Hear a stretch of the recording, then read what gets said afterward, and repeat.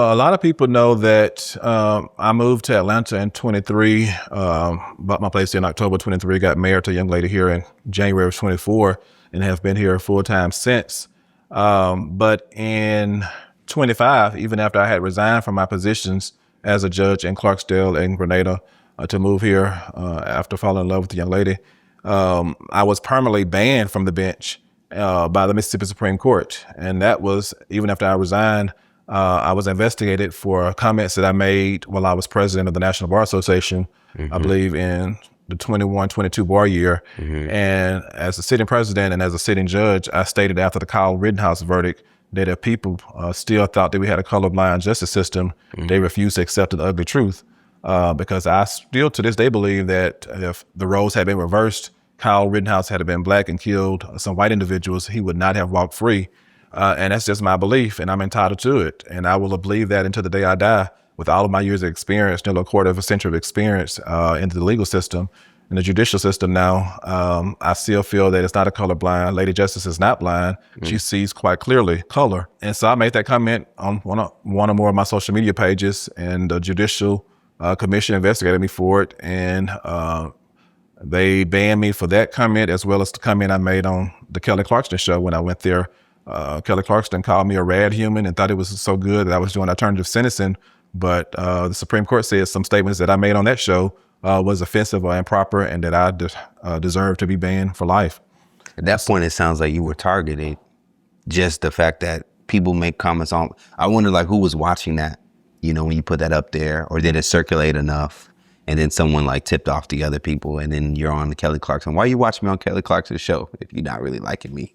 So I'm just wondering, like, that seemed like a kind of a witch hunt to. And actually, the way that happened, they really, the initial discipline was because of the Kyle Rittenhouse. Someone complained, I guess a citizen or some person off the internet complained about my comment about Kyle Rittenhouse, and they started investigating me for that.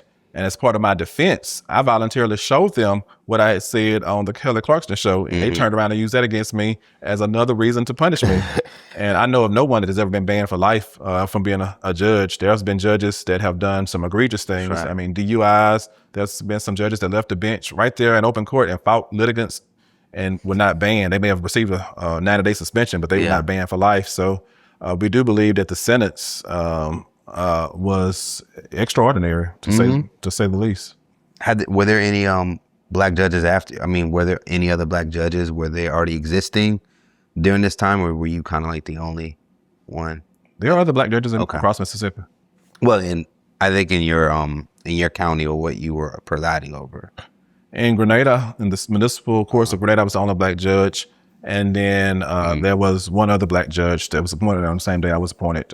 They remained in Clarksdale. When you look back at all the work that you were doing, did you feel like a sense of betrayal from your own ecosystem?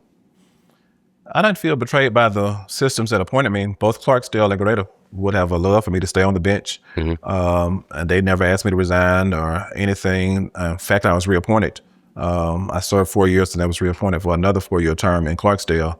And so I didn't feel betrayed by them, but I did believe that I was targeted potentially by the Supreme Court. This decision was not a unanimous decision. It was split along racial lines, it seemed. The only black person on the bench on the Supreme Court said I had done nothing wrong. He gave a long, resounding dissent and said I had done nothing wrong. I exercised my constitutional right, First Amendment right to free speech. But the others thought that I had done wrong and deserved to be banned for life. So you have to wonder, was there any other reason besides race that they came up with two different opinions? Yeah. Well, one perspective is if you're a black man, you're going to have empathy for black, I don't want to say people that break the law. And you're giving these alternative routes where they're not being thrown in jail. Because is it true that some of these prisons are privately owned, like institutions where they can make money off these? Some of the prisons in Mississippi are privately owned. Most of the jails are county owned. So I had authority to put people in the county jail for up to a year. Yeah. So I assume that locking people up is good business, is big business. Some of the localities, they make money off of the fines and some of the things. So if you're in there, I don't want to say you was disrupting that, but I just would say, like, if you're minimizing that or a part of that, I would imagine they would shut that down because the money's about to get messed with. Yeah, some of the county jails, even though they were owned by the county, they could have been managed by private companies, and so it could have been getting into their pocket. I never thought about it from that vein, but that's Listen, every time I go to the court, that's all they want. That's how it's always payment.